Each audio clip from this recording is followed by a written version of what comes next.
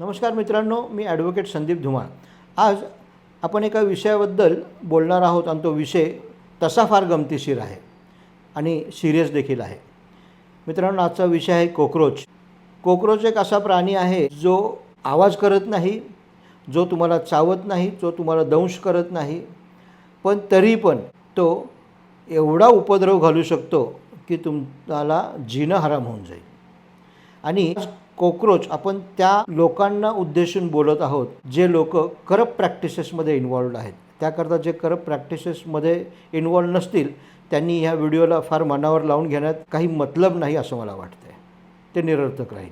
महारेरामध्ये cockroaches कसे घुसलेले आहेत हे आज आपण बघणार आहोत। आणि मित्रांनो, ही माझी समजूत जर चुकीची असेल तर तुम्ही 100% कमेंट बॉक्समध्ये तुमची मतं मांडून मला करेक्ट करू शकता। मित्रांनो, पहिल्या फेजमध्ये जेव्हा महारेरा लॉन्च झालं तेव्हा 2019च्या आसपास एक एसआरओ नावाची सिस्टीम स्थापन करण्यात आली। आणि त्या एसआरओ म्हणजे दुसरं तिसरं कोणी नाही तर अनेक बिल्डर्सची एक पण असोसिएशन म्हणू।